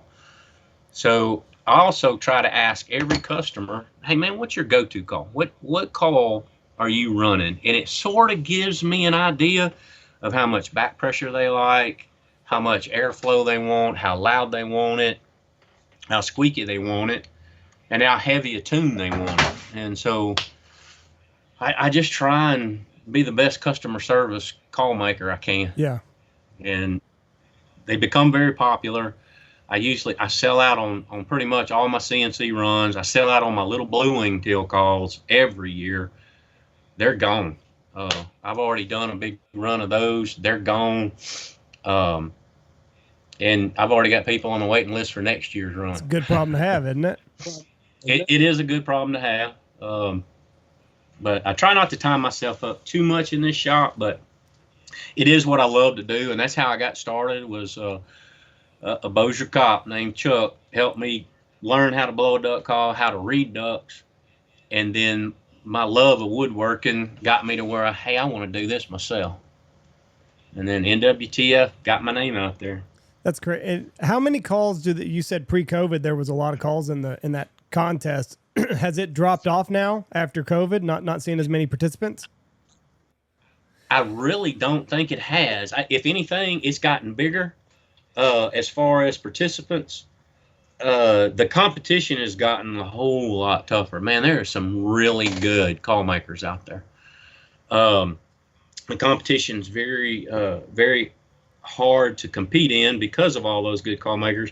We just noticed that there's fewer and fewer people trying to run your calls when they get there, because now they're more conscious about, I wonder whose spit's just been on this call, you know. So fewer and fewer people are really running them. But I do get a lot of people that'll reach out through Messenger and say, hey, man, I ran your green and black acrylic call at NWTF. I want one just like that. I'm like, okay, I'll try my best. Yeah, there's a little bit of variety here. So I still make custom duck calls, but it's when I can get here into the shop, when I'm not tied up with soccer or baseball or football, or dance recitals, and when I'm not traveling, I'm here in my shop, and I'll come out and I'll look at my inventory of blanks and say, I think I'm going to turn this one today, and then I just post it up on my Eason Cajun Calls page or that Call Nuts page, and I post them up for sale. And they're going quickly. Seconds. Did you have any, I mean, obviously probably not, but like do they give you like, okay, you're going into the top 10 now, you may, or, you know, is there cuts along the way at this NWTF contest? They're not. So you don't know. There's 5 judges that will judge, 5 different judges. 5 will judge wood category, 5 will judge acrylic, and so on and so on. And so all of their scores are tabulated behind the scenes, and you don't know whose call is what until they come out and they put on the big board, first place, you know, Mike Stelzner, second place, Ken Eason, third place, Brad Sam. You know, that's how you learn where your call is. It's not like a duck calling contest like this last one we had at Delta Waterfowl Expo in Baton Rouge. There they keep a running tally of first round, second round, and it's the third round they don't let you know until they tell you who wins. And I was luckily my call won that double read. Just on what did they give you, a trophy, or what do they give you? Or just a recognition? Me, nothing. They give the young man Seth Roussel won a huge trophy. He won cash, about $1,000. He won a Benelli shotgun, an M2. Oh, he won it in the calling contest. I got you. Yeah. He used my call.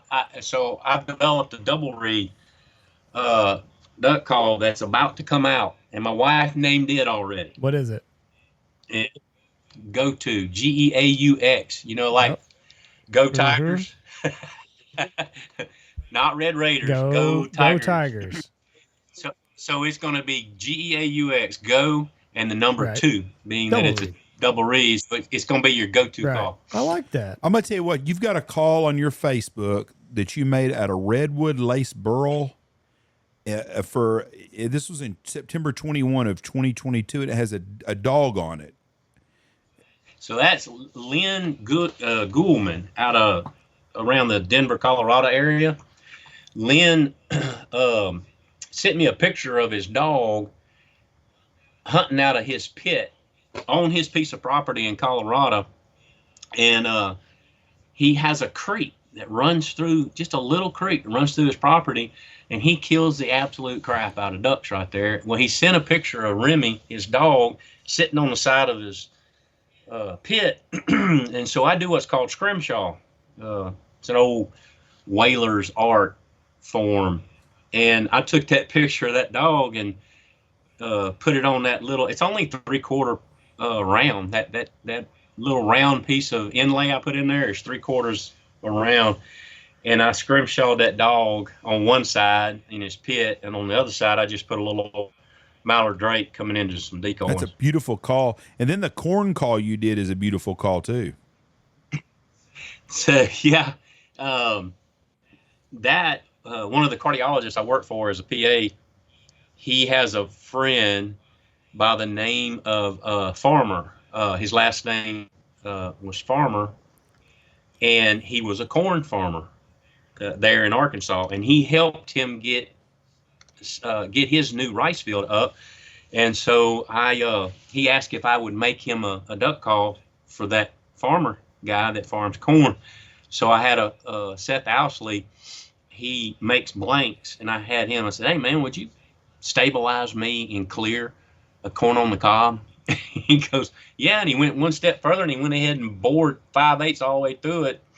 And I turned that duck call with the corn cobs on the barrel, and the insert. I had Brad sample feather that for me, and so Yeah, the guy's name was Mr. Feather, and so Feather Farms. That's awesome. And he That's a farmed. beautiful picture. I'm telling you right now. Beautiful picture. Is there Thank- any wood that you're like, nope, I won't do it with? I can't do anything with that.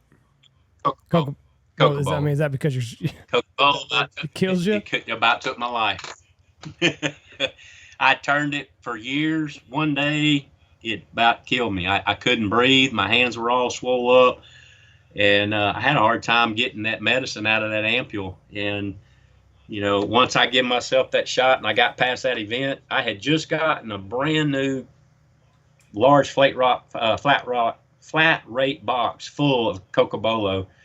And I boxed it up and sent it to a buddy of mine, Andrew Haddon, who makes calls. And I said, here, it's yours. You saved my life. What happened? I mean, why do you think after years and years of working with it that you had a reaction like that? So it's just like penicillin allergies. You know, you get a little bit through your body every year, and your body starts reacting to the antigens that each one of those, whether it be Cocobolo or penicillin or, you know, bee venom or whatever, your body is going to get a little more susceptible to it and a little more. And then all of a sudden, boom, you have a huge histamine mast cell response, and now your airway's closed and your hands are all swollen and you can't breathe. And so, yeah, I don't turn Cocobolo no more. Can't say that I blame you. Did you know right away? Oh shit, it's a Cocobolo. No.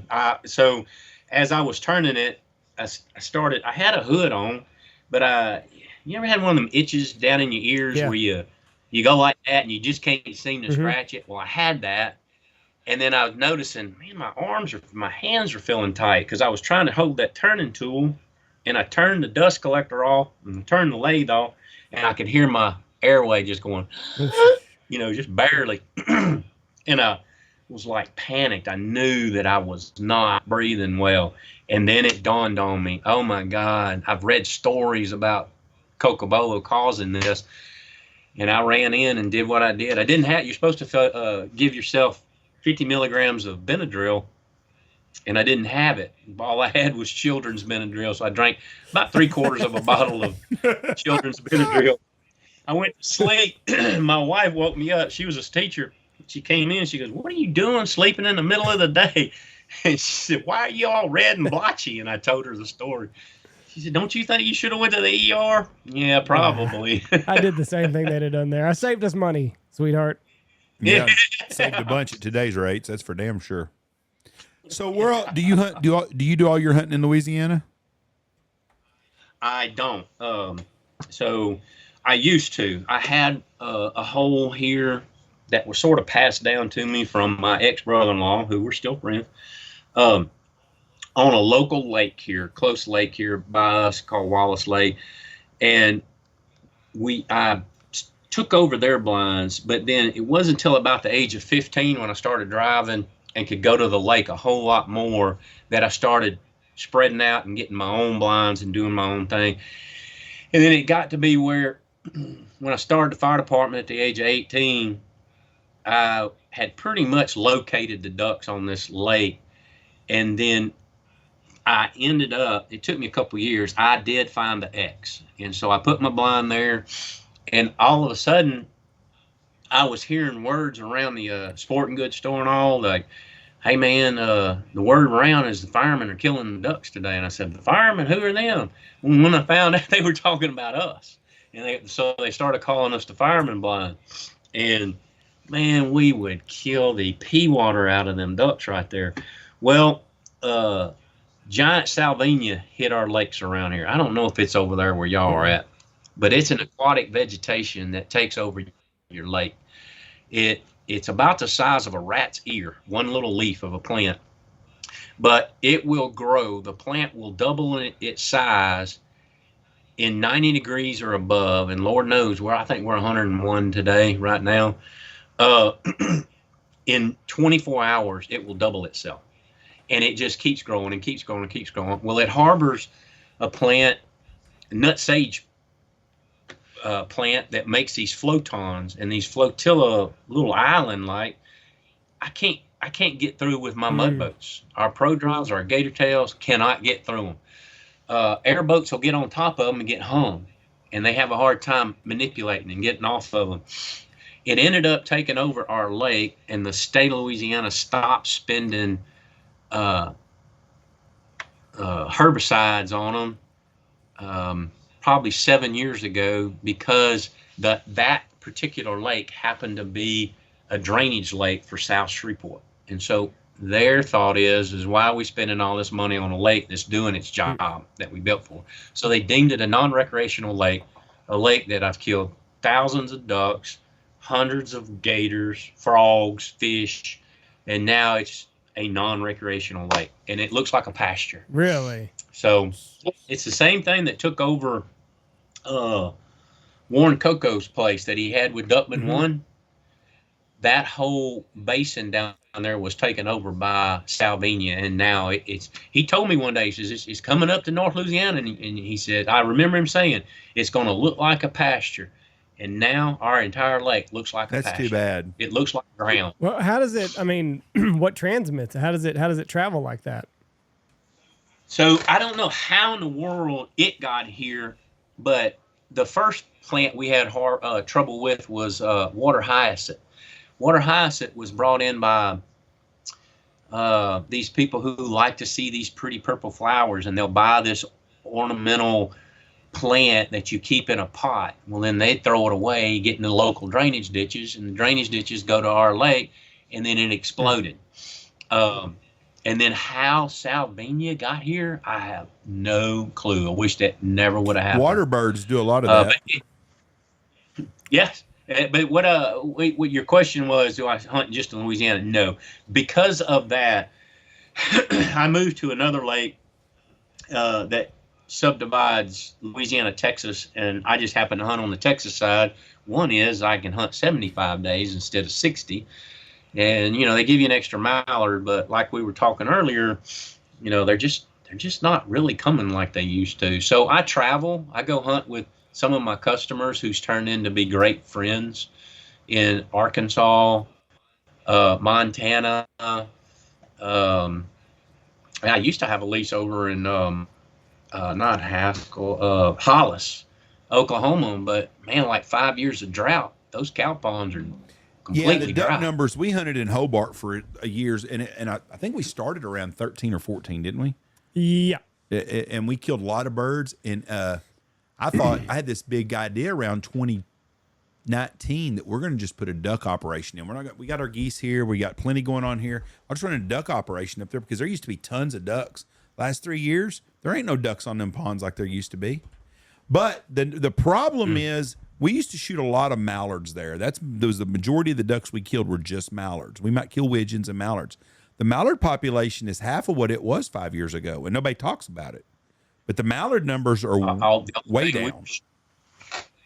The only thing we were shooting on those ponds in Hollis, outside of Hollis, were widgeons, almost 100%. And we had some great widgeon years up there. Then the widgeons went away, and we did really good in January here. But the mallard population is crashing, and it's not something that's really being talked about.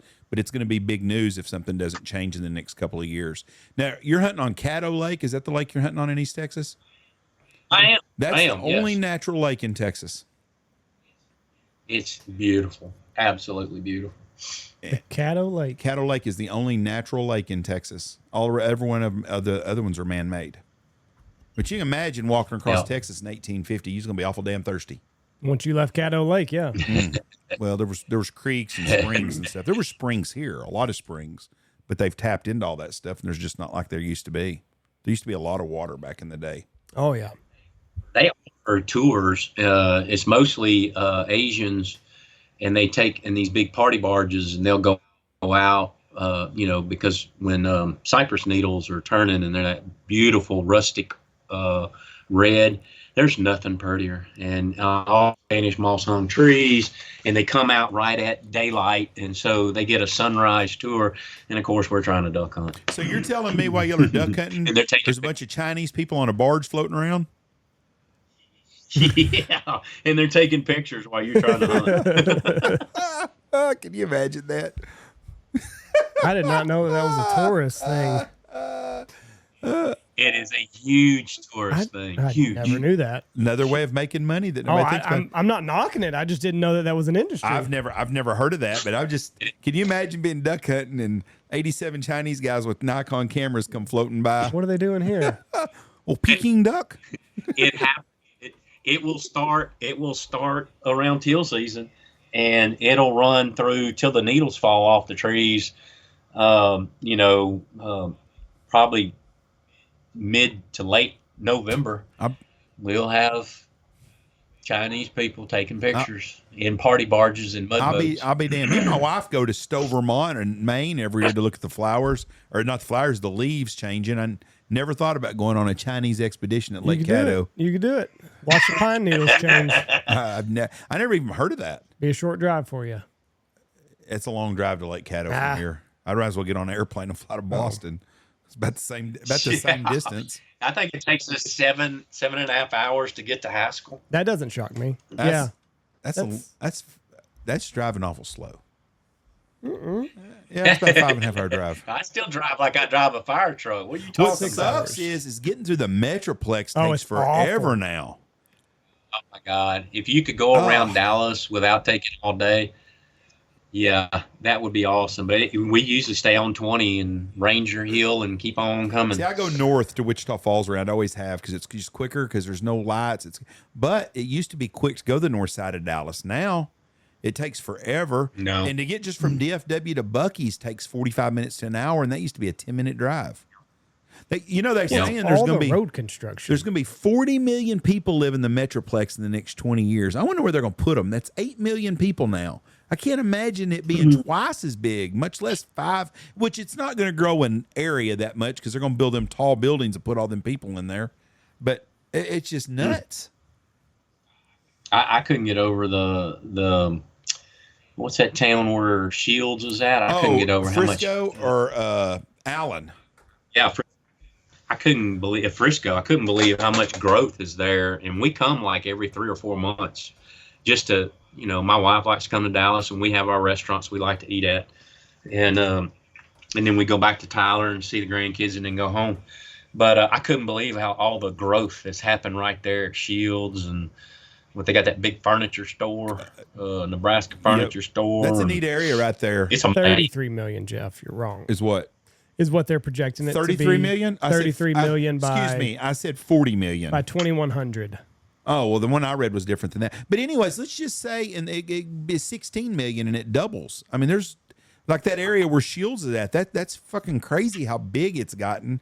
I lived in the Dallas-Fort Worth area in the late 80s, and I lived north. I lived between Louisville and Carrollton up there, out by where EDS is and all that stuff. And that was out in the country where the Frito-Lay headquarters is. And now it's all, it's 10 miles before you can even see a tree in some of them places. See, I don't buy this, though. Many studies show that the Dallas-Fort Worth will be the largest city in the United States by 2100 with over 33 million people.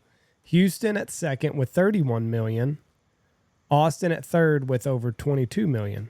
That's because everybody's getting smart and wanting to move to Texas. No, but if you look at all the long-term forecasts as far as our population is declining, we have been since the 70s. Right, but Texas is growing. That's my big gripe about Wichita Falls. The state of Texas has grown the last 40 years tremendously, and my hometown hasn't grown a bit.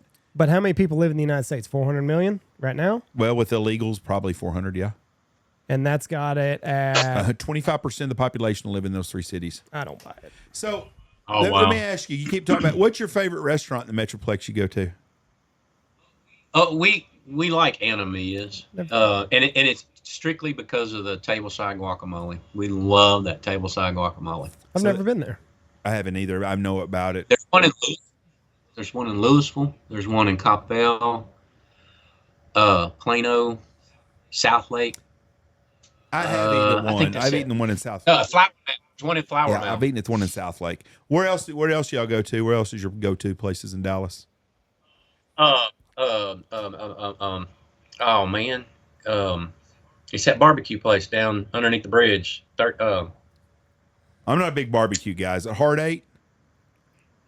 No, it's Deep Ellum. It's Oh, it's a dangerous place. No, it's not. It is at dark. It's they've re Shit, there are people everything. get shot there every night. They've redone everything. We went to a fun little brewery there. About 10. It's golly, I'm drawing a blank. It's a very famous barbecue place right down there. Man, you stand in a line outdoors trying to get in. Terry Black's? Pecan Lodge, Baby Back? Pecan Lodge. And you stand online? Oh, yeah. See, I don't go to Dallas much. We go to Fort Worth more than we do Dallas. It's further. Dallas is almost an hour further. Fuck, about 2 hours now, the way the traffic is, but it used to not be. I like Fort Worth down around Sundance Square. Fort Worth is Texas. Dallas is a cross between New York, Austin, and Los Angeles. We just like to come to visit, and then we go back home. I've always heard of Terry Black's. I'd like to try that. Well, now I'd like to try Pecan Lodge and see what that's all about. Oh my God, the ribs they got is amazing. Look, I'm not a greens guy, but their greens are to die for. What kind are they? Pork ribs or beef ribs? Greens. You can get both, but we get the beef. The beef ribs. Ooh. Big old dinosaur. I love cooking those. I cannot make a brisket to save my life, but I can make beef ribs. And beef ribs, they say, are brisket on a stick. I love cooking beef ribs. Maybe you need to take the stick out of your ribs and cook them that way then. What do you mean? You said that brisket's supposed to be beef on a rib. The ribs are brisket on a stick. Well, you said you cook them good. Your brisket is not very good. No, it's awful. Your last brisket was not that bad. Yeah, it's terrible. But those beef, whenever I make beef ribs, it's a great day. And now they've gotten so expensive. Like I think a rack of beef ribs is like $75. I would rather do a pork butt and I do several pork butts a year. Now you come in the land of the best food in the world is in Louisiana. Now, yes, Southern Louisiana is better food than Northern Louisiana. But it's all the same thing. It's cooked way better down there. There's something that is the best food in the world. You're gonna have a hard time finding better food than Coon-ass food. What is you? I went by and visited Bill Daniels not too long ago because he kept telling me about this place called In-Laws. And In-Laws is a meat market, but it has a little restaurant inside there. So my wife and I stopped, and they got what's called syrup sausage. And so they make their own sausage there, but they put molasses, cane syrup, in the mixture before they stuff it in the casing and smoke it. And what I'm telling you is some of the best sausage you ever put in your mouth. Mm. And so we ate their plate lunch, and it was a fried beef rib. So they smoked the rib, then they put their seasoning on it, and they deep fry it just for a minute. And I'm telling you, it should be against the law to eat that thing. And where's that place at? It's in Iowa. It's spelled like the state, Iowa, Louisiana, right off of Interstate 10, just east of Lake Charles. Well, it's way down there. We ate at a place in Natchitoches. We ate at a place. That food was really good. Did you like it, Andy? It was downtown. It was next to the hardware store. The food was really, really, really good. And I can't remember the name of the restaurant we went to. That's a neat town. Anybody don't know, it's Natchitoches. It's spelled Natchitoches. And it's the Natchciotes. And it's the town where they filmed Steel Magnolias at. It's a neat town. If you're between Shreveport and New Orleans, I recommend taking the exit. It's 2 or 3 miles off the interstate. You'll be glad you did. It's a really neat town. It's the oldest town in the Louisiana Purchase. Now that goes from New Orleans all the way up to Canada. It's the oldest settlement in the Louisiana Purchase. I did not know that. I didn't either. It's a neat town. They say at Christmas time, it's really beautiful to see it in Christmas time. They got a Christmas festival parade. They do these lights on the river, Cane River, on the river there, and it's a blast. And they got some really nice older towns, like that hardware store you was talking about. That thing is super old. It's a neat place. Now that's really not a river though. That's an oxbow, isn't it? Or is it a river? It's the Cane River. It's I don't know if it's off the Red River or not. I'd have to look that up. I can't remember. Oh, it's also home of the meat pie. The meat pie. I had a crawfish pie for the first time when I was Well, down there, but I the did not have a meat pie pie. is called Natchitoches meat pie.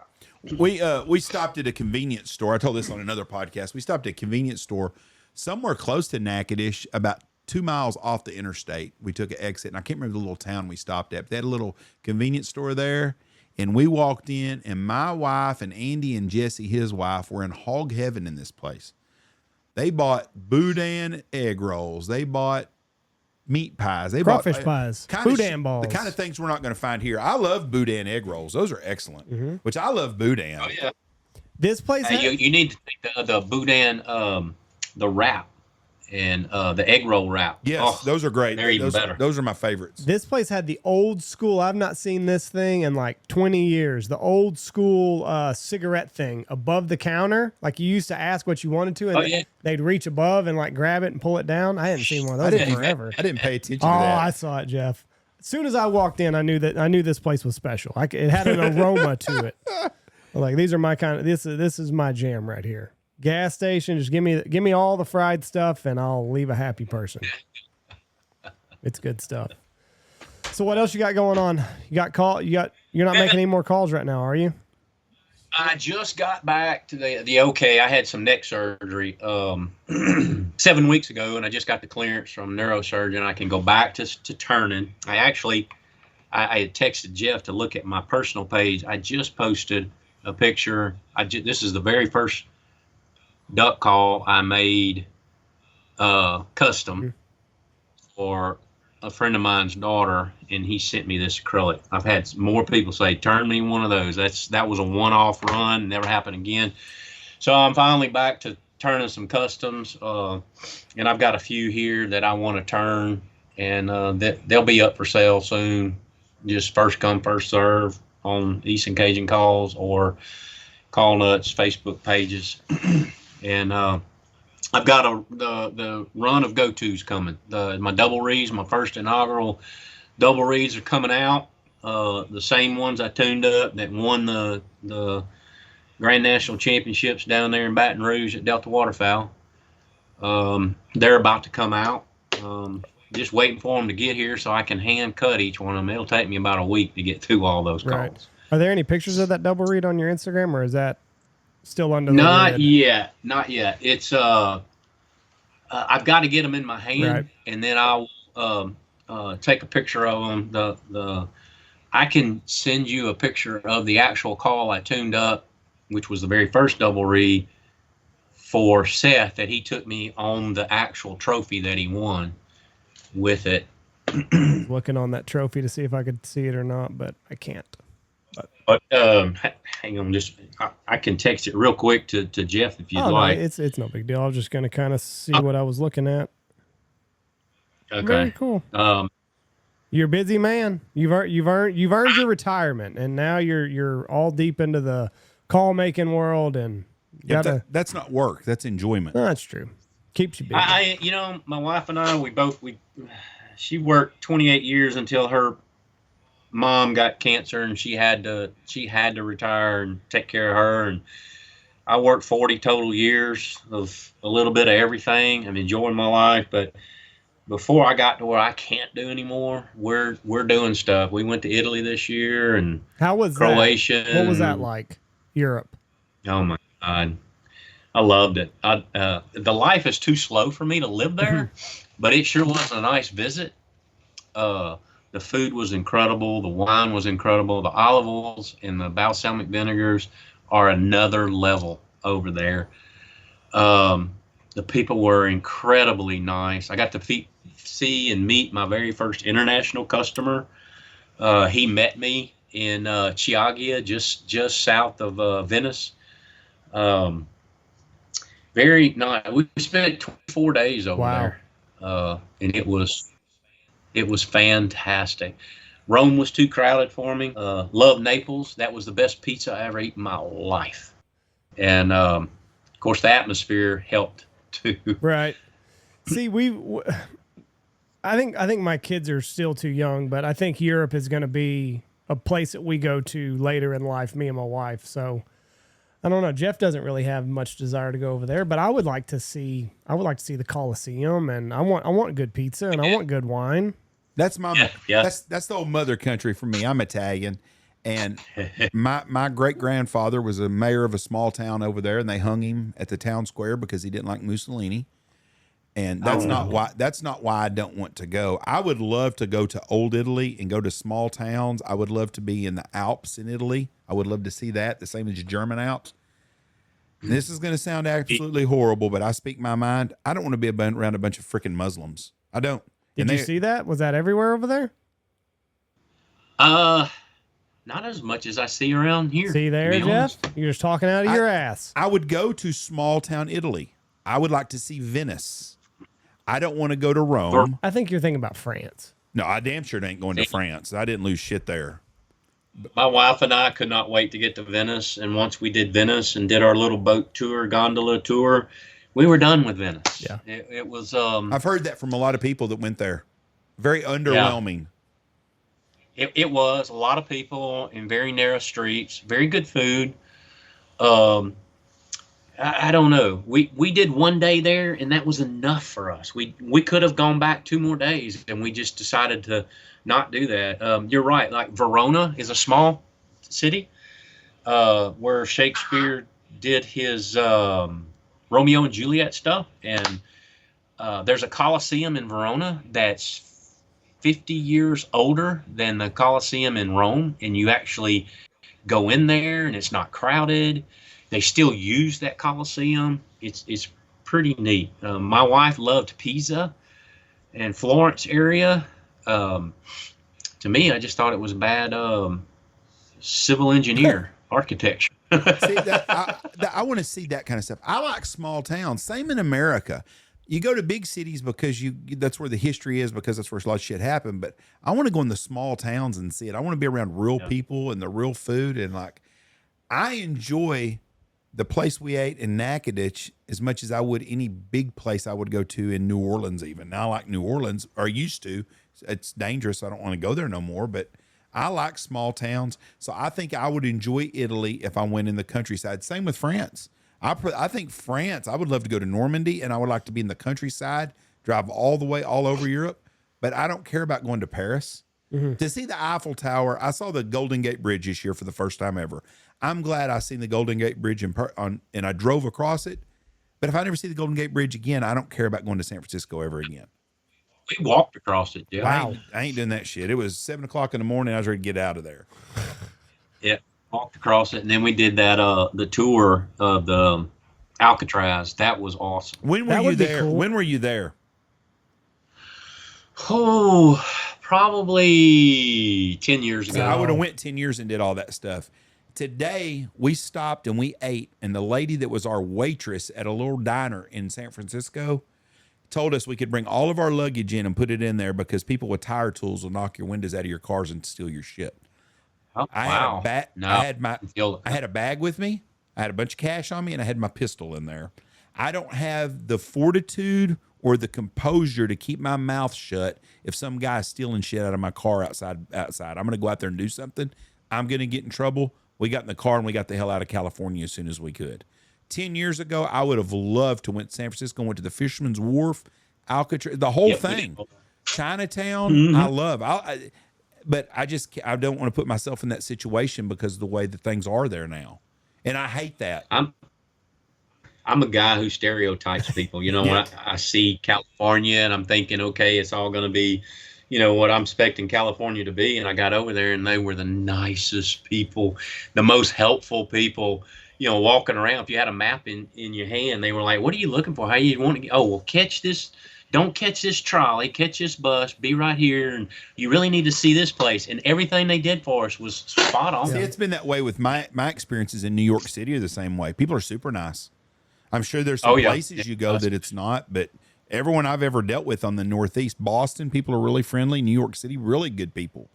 You know, we differ in politics sometimes, but everybody I've dealt with was nice. The people in San Francisco I dealt with was nice. It was that element about how bad it's getting, and people, and the signs are everywhere.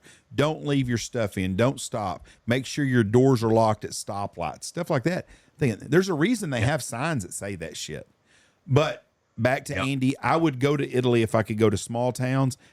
I just do not think I want to go to Rome no more than I want to go to frickin' New Orleans anymore. I love New Orleans, but it's just not worth all the other. It's not worth all the other bullshit to go there anymore. Well, No, my wife and I, last time we went, said we'd never be back to New Orleans. to New Orleans. Never be Yeah, back. and it's what a beautiful architecture. The food is great, but it's the element and all the trash and the criminal element. It's just not worth it no more. Yep. Street people. Yeah. Urine. You smell urine 24/7. Yeah, I don't think I've been to a city in America that's any dirtier and nastier than New Orleans, probably. Yeah. Well, and it's just you just feel dirty. Like even when you're just walking the street because it's just so hot and muggy all the time. And I mean, you just get back to you just feel icky. And you're walking through a lot of urine. So, Yep, that's the way it goes. well, listen, this has been a lot of fun. Congratulations on retirement. Congratulations on this new business venture. It sounds like everything's going great. We'd like to have you on again sometime. It's been a lot of fun. And if you ever find yourself out here in West Texas and feel like shooting a specklebelly, give Jeff a holler, and we'd love to get you back in a peanut field. That would be fun. I'd love to come back. Perfect. Well, Ken, I appreciate it. Thank you, sir, for being on here. You take care of yourself. God bless you. If I don't see you again here, we'll probably see you at the Turkey this year. Yeah. See you in Nashville. Yeah, NWTF, I'll be We'll there. see you then. You have a good day. God bless you and have a great day. See ya. Thank you. Bye. Take care. Another great guy. I love firemen, old firemen. God, they got good stories. I Very got a underloved and appreciated by people, and they shouldn't be. there's a funny video about about France whenever you were bashing it for no apparent reason. No apparent reason, huh? Did you just not see the Olympics the other day? What? Did you not watch any of the Olympics? What do you mean? Oh, all the opening ceremonies crap, which I don't. That's not that you can't, I didn't even watch it. can't. I don't care one way or the other. It was their country, their deal. Put it on. I can only imagine how bad LA is going to screw it up next year 4 years from now? or for whenever the hell it is. It is of the old Highwaymen. You know them? The girls got the song now. Have you? There's a women have a song out now called "The Highway Women." No, the Highwaymen. Chris Christopherson. Yeah, the Highwayman. They sing the like a shooting star across the sky. But it's Waylon Jennings. It's Yes. Chris Christopherson. Johnny Cash. Johnny and Willie Cash. Nelson. Anyway, they're all sitting around, probably drinking, smoking a little bit of something. But Chris Christopherson's talking about how great France is. Waylon Jennings is not a fan. Good for Waylon. He's a Texas boy. It's a pretty funny video. Love France. You what? I love France. This song. I hate France. I hate France. Some of the bitches we pulled them out of the mad fire so many times and they ain't like that. Whoa, I didn't know Start that that one. I didn't know that one. France? How in the name of God can anyone hate France? They got Easy. beautiful women and they got wine and 400 different kinds of cheese. Yeah, so is Fort Worth. Fort Worth. Just guys being guys. Two guys in that group cannot sing for shit. Chris Christopherson. I don't think Johnny Cash is. No, that was the second one. I thought you were going to Well, throw Willie three. in there. So I guess Waylon's the only one that can carry a tune there, and he's tough on that too. It's kind of like- hit and miss. I like Waylon. I like Willie. And Johnny Cash had some stuff I like. I've never been a big Chris Christopherson guy. You know I he's a don't Rhodes know. Scholar? No, I did not know No, he's that. a I don't. sharp I've man. never heard any of his songs where he is the man. Who? Chris Christopherson. That's I've because never. there are none. Well, you said you're not a fan of him. I've never heard a song where he was the guy. I just don't. He's just not a good singer. I've heard him in a lot of songs. I just don't think he's a good singer. But they all buddies and hung out. And yeah, he's a Rhodes Scholar. He's a sharp guy. That dynamic would be interesting to see, knowing where Willie is politically. And Waylon don't sound like he's a Democrat, does he? Waylon seems like he leans a little right.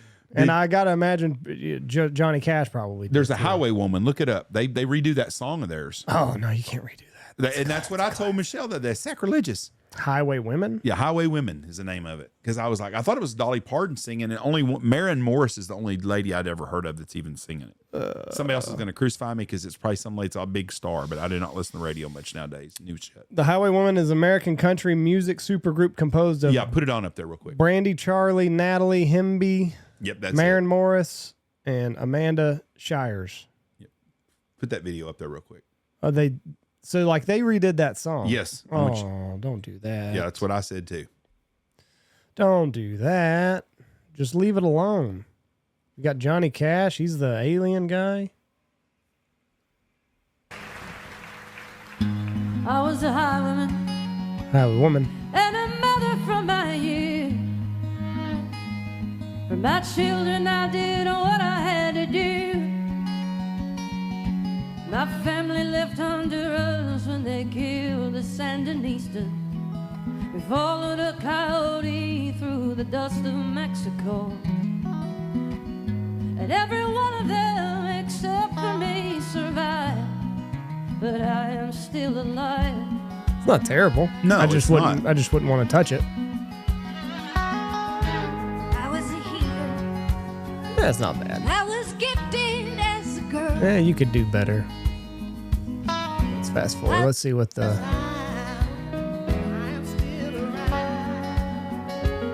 That fucking eye makeup. Wow. Take that ride again and again. And again. Nah, give me Johnny Cash and Yeah. Chris Christopherson and So Willie. we're driving back from Abilene the other day, and this song comes on the radio. The Highwaywomen. And I glanced. I thought it said Highwayman. I love that song. I'm going to listen to it on the We way home. turn it up, and so I'm like, "What the fuck is this?" And the first lady kind of felt like I said, "Is that Dolly Parton?" Right. She said, "That is not Dolly Parton. Sound like Dolly Parton to me." And I got respect for Dolly, so I kept listening to it. So I had to look it up, and it wasn't Dolly Parton. And I listened to it. To myself, it's not good, but I said, "You just don't remake that song." No. That is the great. I don't want to see Jason Aldean, Kenny Ches, Blake Shelton. none of them sing the song. That is their song, and that's the way it goes. And things change, but that's a great song. And Leave some shit alone. yeah, and I just Have some respect. and damn women doing it of all shit. You know, you want to hear Blake Shelton sing Three Non-Blondes or whatever that big hit they had was. So anyway, piss on France. Yep. Fort Worth has Amen. just the same shit. Save yourself the trouble. I bet Fort Worth's got hotter women than France does. I cannot comment. I've never been to France. and I Never don't- been to France. I know Fort Worth has plenty of eye candy, they but got a lot of beautiful ladies I there. cannot comment. So I'm not a wine drinker. A good friend of mine whose dad was not a drinker, he had to go to Paris on business one time. He told me when he got back, he goes, "Tell you what surprised me was the wine." That's what he mean. He goes, "It was good." He said, "I don't like wine." He wasn't a drinker, but he said they pair it with every meal. Right. And he goes, "It's so good." But everyone says the wine over there tastes better because they don't put a bunch of preservatives in it and shit. yeah. Well, and somebody said you don't get a hangover, I don't think, on the wine over there. Well, most people don't because they start drinking when they're 6. They're used to it. All right. Wine and fags. How's school going with the boys? Wine and smoking fags. How's the young one doing? He'll make it. That's not good. I didn't even tell your mom today because she got upset yesterday when I said he was crying at the. That's tough. It won't be like this for long, as Darius Rucker says. It'll take him about 2 weeks. You never The know. hard part is getting him to go to school every morning. Has he pulled the stomach ache yet? No, not That's yet. coming. Just don't want Reese giving him any ideas on how to get out of things. Reese loves school. Yeah, but he could give him listen, just say your stomach hurts a little bit. Reese is in 4th grade now. Yep. We're fixing to have to deal with the Kris Kringle thing. Yeah. And one of them keeping it to himself. Cross that bridge when we get there. Yeah, that's the magic of being little and having little kids. That's a crazy thing. All right. God bless y'all so much. Thank y'all for listening to us. We got waterfowl season coming on. I've still got some dates left on some different hunts. Call me if you're interested. Thanks for listening to us. We appreciate you very much. Some of you guys probably won't listen to this till you're in Canada. So good luck up there and be safe and be thoughtful towards your fellow hunters and be polite to the farmers up there and don't do nothing to cost yourself or fellow Americans getting to come up there again. Very true. Love you. Bye. Check out all of our sponsors. Go check out Hemp Hill Farm with a PH. Use our promo code BHP. Go check out Pacific Calls. Use our promo code BHP25 there. Dive Bomb Industries, Boss Shot Shells, MLR Graphics, Dirty Duck Coffee, Mitch Hall Chevrolet, Shin Gear, Looking Glass Podcast, Lucky Duck, Ducks Unlimited, Mallard Bay, Double T British Kennels, Mossberg, Stanfield Outfitters, and Alpha Outdoor Specialties.